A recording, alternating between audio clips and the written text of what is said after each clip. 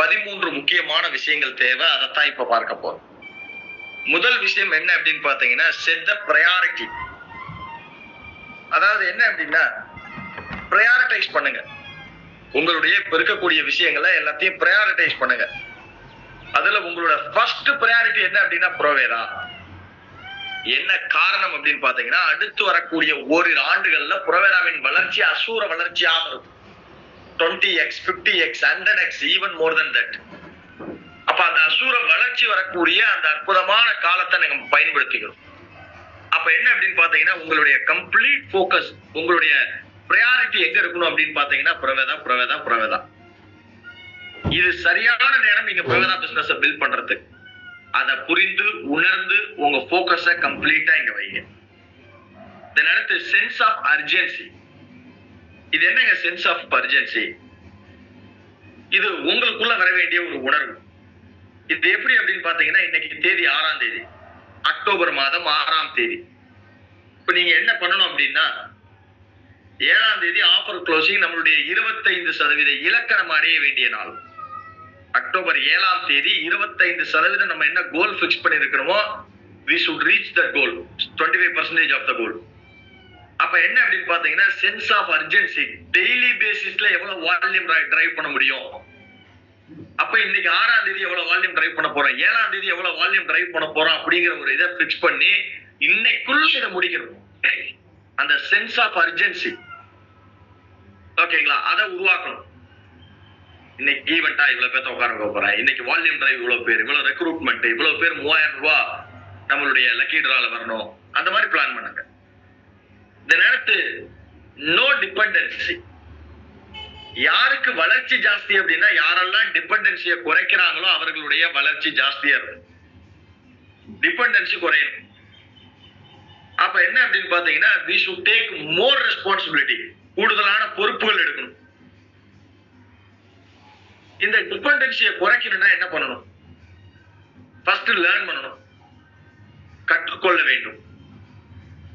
Learn பண்ண விஷயத்த practice பண்ணணும். Learn, practice, two.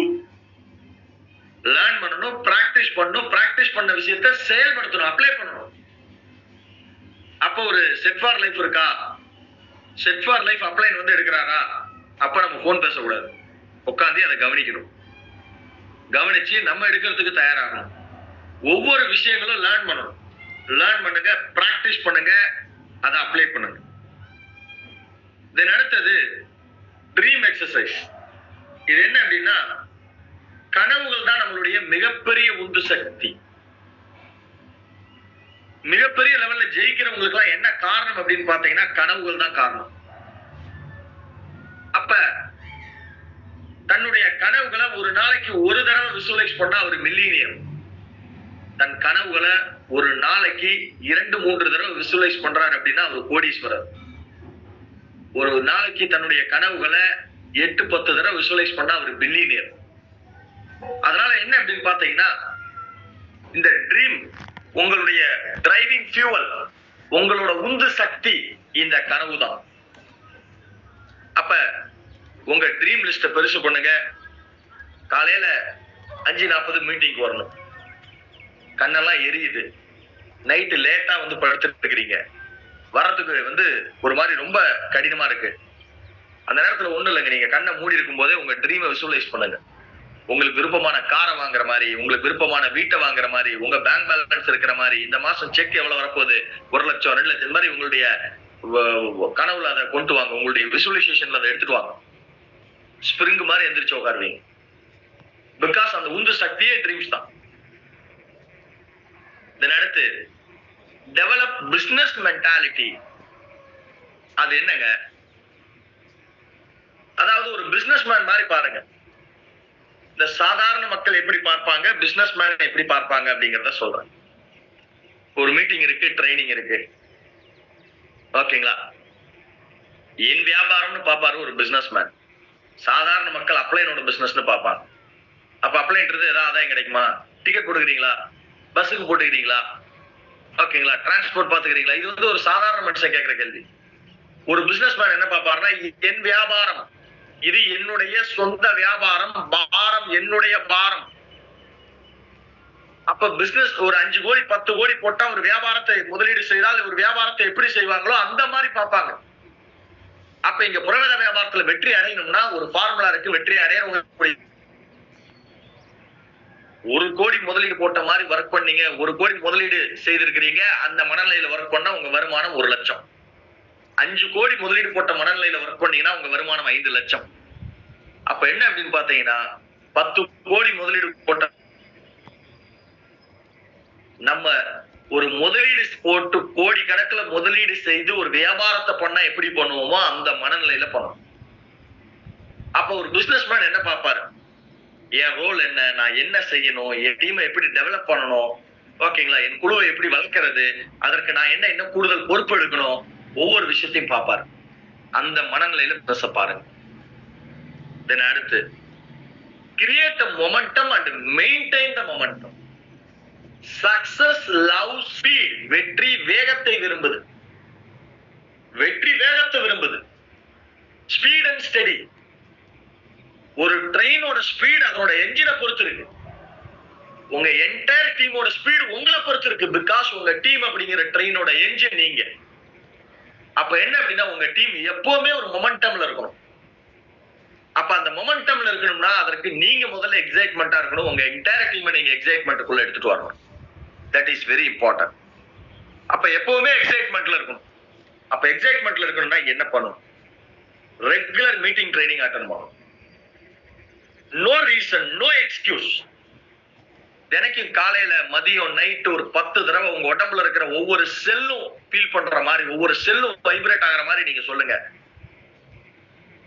என்ன அப்படின்னா I am in speed and I am in momentum. I am in speed and I am in momentum. I am in speed and I am in momentum. I am in speed and I am in momentum. I am in speed and I am in momentum. I am in speed and I am in momentum. I am in speed and I am in momentum. I am in speed and I am in momentum. உறக்க கத்துங்க. ஒவ்வொரு செல்லும் vibrate ஆகிற மாதிரி கத்துங்க daily. Because அந்த ஸ்பீடுக்கு நம்ம தயாராகும். தென் அடுத்து step number 7 கோ getter. இந்த கோ கெட்டர் அப்படிங்கிறது என்ன அப்படின்னா, சார் நேற்று ஃபுல்லா ஃபீல்டுக்கு போனேன் சார், இத்தனை பேத்த பார்த்தேன், அத்தனை பேத்த பார்த்தேன், வந்தேன், எவ்வளவு பிவி வந்திருக்கு, எவ்வளவு ஜாயினிங் வந்திருக்கு, end of the day result இல்ல சார், பார்த்தோம், பேசணும், வந்துட்டோம். நீங்க எங்க போனாலும் ரிசல்ட் ஓரியன்டா ஒர்க் பண்ணுங்க. ஒரு டிஸ்ட்ரிபியூட்டரை பாக்குறீங்க, பார்க்கும்போது அப்கமிங் ஈவெண்ட்டை ப்ரொமோட் பண்ணுங்க. அந்த டிஸ்ட்ரிபியூட்டர்ட்ட இந்த மாசத்துக்கு உண்டான ஆஃபரை டிரைவ் பண்ணுங்க. ஒரு ப்ராஸ்பெக்ட பார்க்க போறீங்க, ஜாயினிங் ரெடி பண்ணுங்க.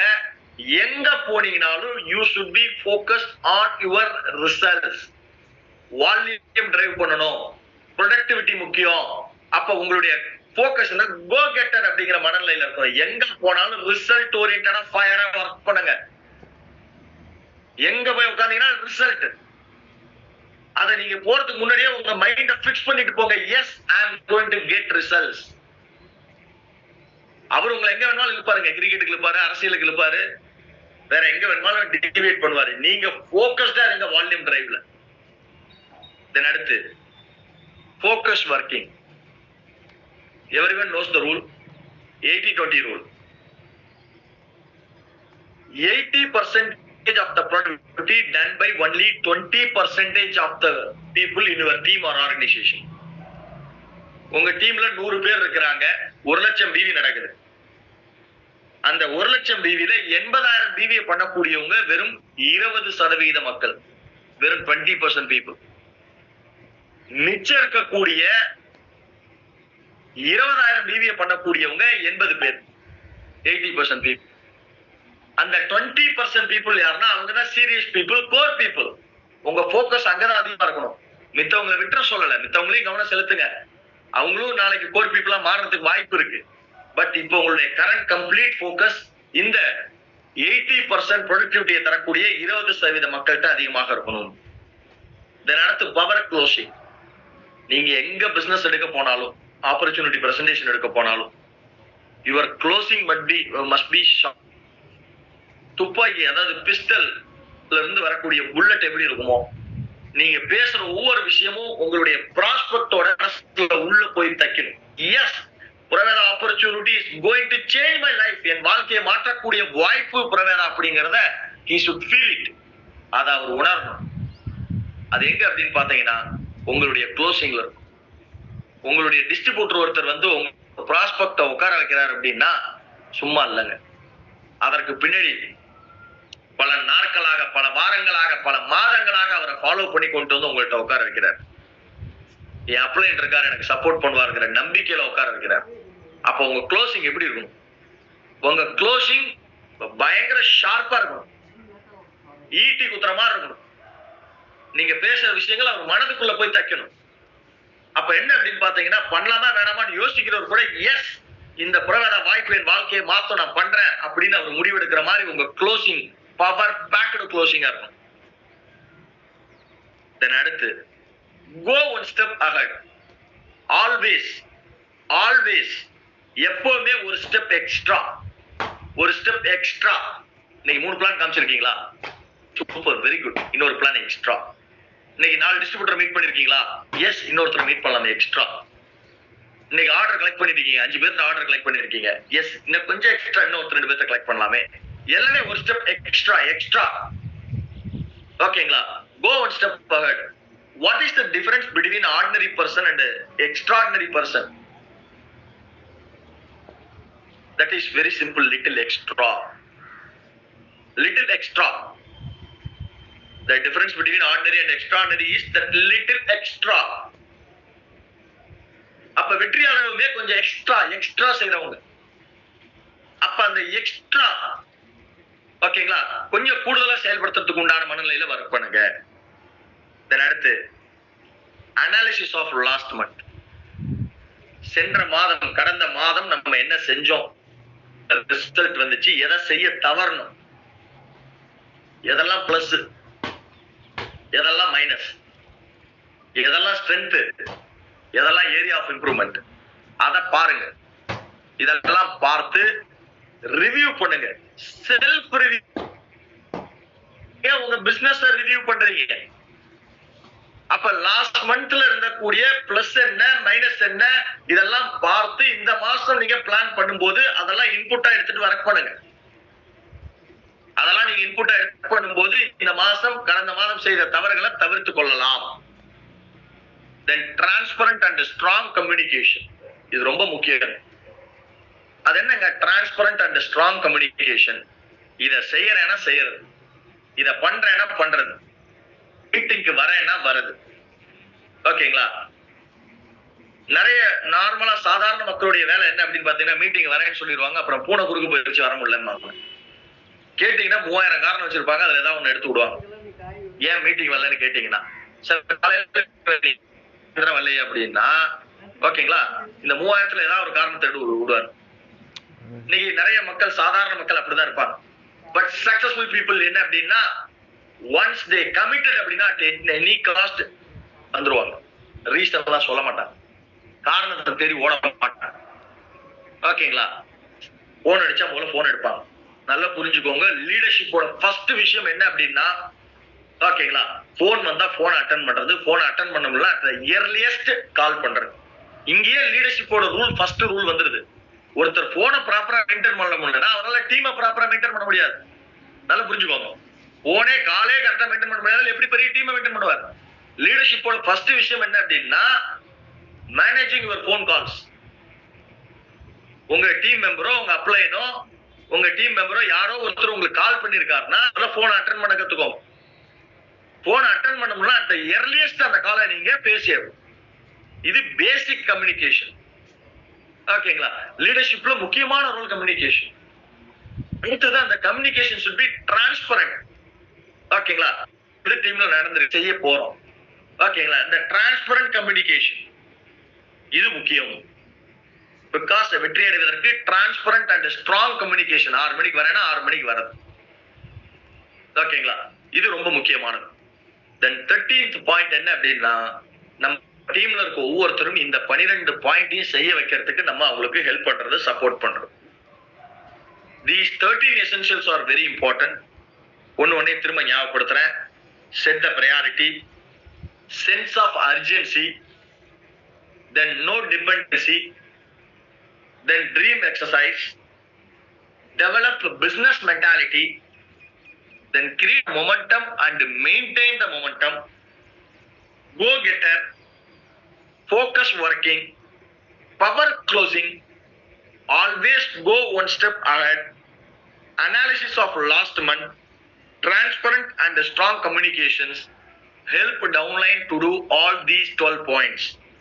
இந்த 13 essentials இங்கு புரவேதாவில் வெற்றி அடைவதற்கு தேவையான விஷயங்கள். இதை நம்ம செய்வோம். இன்னைக்கு இருக்கக்கூடிய ஆஃபர்ஸ் அண்ட் ஈவெண்ட்ஸ் நம்ம